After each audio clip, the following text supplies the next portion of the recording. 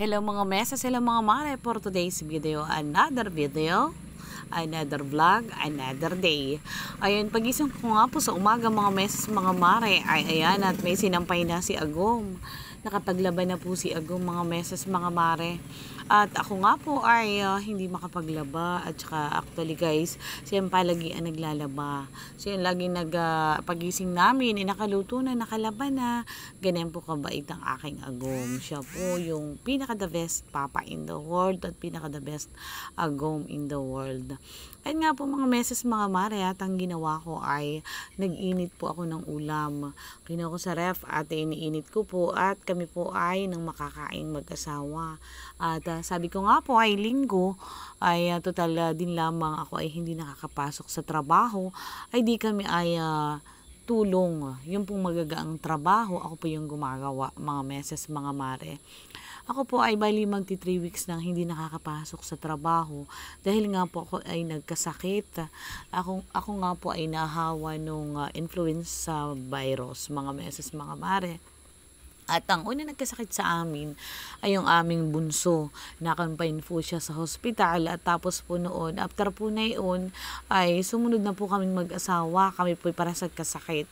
Palibas yung aking asawa ay malakas ang immune system, ay ako po ang napuruhan. Kaya ako nga po ay medyo matagal hindi nakapasok sa trabaho.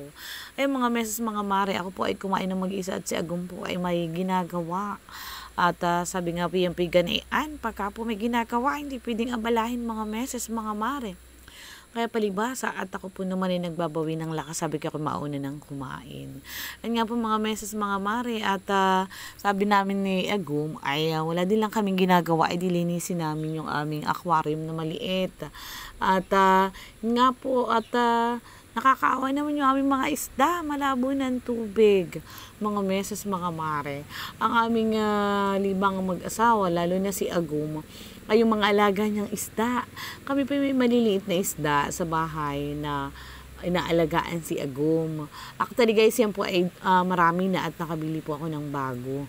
Yan po pinapakita ko ay noong bago pa lamang, o di po bagay nakakatanggal ng stress. Hani mga meses, mga mare. Pag nakikita mo yung mga alaga ay malilikot, magugulo, ay nakakatuwa. Ayan po si Agum at siya po ay naglinis naman ng mga decorate do sa kanyang aquarium. Busy si Agum, mga meses, mga mare. Kayo po ba may Agum din ganyan? Abay pakwari ko nag-iisa lang si Agum na ganayan, mga meses, mga mare. Wala po akong masabi, hindi man po kami mayaman. Ay sabi nga po, sapat na nagkaroon ako ng asawang mabait, matulungin at maunawain. Sa totoo lang mga meses, mga mare, yun po yung isa ng biyaya mula sa ating Panginoon na tayo magkaroon ng asawang mabait. Siguro naman po ay yung pinasa sa pagkapasunuran na mag-asawa, di ba mga meses. Pagka alam niya na ako ay pagod, masamang pakaramdam, ay siya talaga yung gumagawa sa gawaing bahay.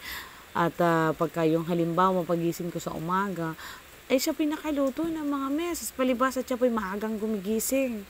Ako po naman ay late na nagigising at laging pagod nga po sa trabaho, araw-araw. Minsan ay gabi na kami umuwi, nasusundo ko ni Agum ay gabi na mula po dun sa aming maliit na manicurean. At kinakailangan po lagi na makapasok sa trabaho ko nga po inip na mga meses, mga mare. Biro mo po na mga ilang linggo po ako hindi nakakapasok. Ay ang aking anak ay nag-aaral sa kolehiyo. Tapos may high school pa ako. Ay say paano na mga meses, mga mare. Sabi nga po walang imposible, gumagawa ang Panginoon para makaprovide sa ating mga pangunahing pangangailangan. At kahit po kayo nasa bahay ay may pumupunta, may nagpapalinis pa ilan-ilan ng kuko, meron po naman na nagpapa-makeup mga meses. Ayun po nakakasurvive kami sa aming pang-araw-araw. Bagaman po at gipit, hindi po kagaya ng iba na maluwag ang pamumuhay. Kaya ako po'y masaya sa ganitong buhay, mga meses, mga mare. Masaya at kontento. Ang mahalaga ay ligtas anumang kapahamakan at anumang karamdaman ng aking buong pamilya. Yun po ay sapat na sa akin mga meses. Ang kahinaan ko po ay once may magkasakit isa man sa aming pamilya, ayun po talaga ang sabi nga, ang pinakamahirap ang magkaroon ng isa sa pamilya na may sakit. Mga meses, mga mare, sabi nga po ay ako ay natutuwa ako mga meses, mga mare. Ako po ay natutuwa at kami pong mag-asawa ay na-invite sa couples at ngayon po kami isa ng ganap na couples, mga mare. Kami po ay kasali sa Couples for Christ na mag-asawa. At yun nga po at ngayong araw na ito kami mag-asawa ay maaga nga pong gumising dahil nga po kami magpiprepare pa ng pagpunta namin sa couples dahil graduation namin, mga meses, mga mare.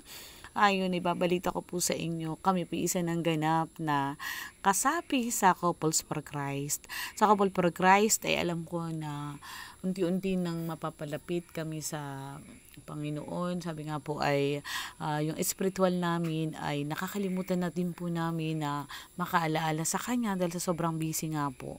Ay siguro po ito yung panahon para po kami po ay maipadama namin sa aming pamilya at sa ating Panginoon yung aming presensya.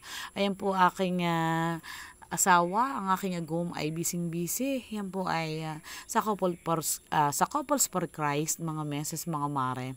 O, talaga po siya enjoy na enjoy. Hani po. At yan po yung aking mga kasama sa Couples for Christ. Salamat po sa inyong lahat sa walang sawang paggabay sa amin sa loob ng 8 linggo. Ako po ay natutuwa at kami po ay isa sa naging kabahagi ng Couples for Christ. Maraming salamat po sa inyong paggabay. Thank you din po sa mag-asawang Lovely at Manuel at saka po kay Mama Masa, sa mag-asawa pong Masa, Kuya Nunoy Masa. Thank you so much po sa inyong dalawa ni Ate Dalia. Thank you so much po sa inyong lahat at sa lahat po ng mga kasapi ng Couples for Christ na gumabay sa amin sa loob ng 8 linggo. Buong puso po kami nagpapasalamat sa inyo lahat. Thank you for watching. Bye-bye!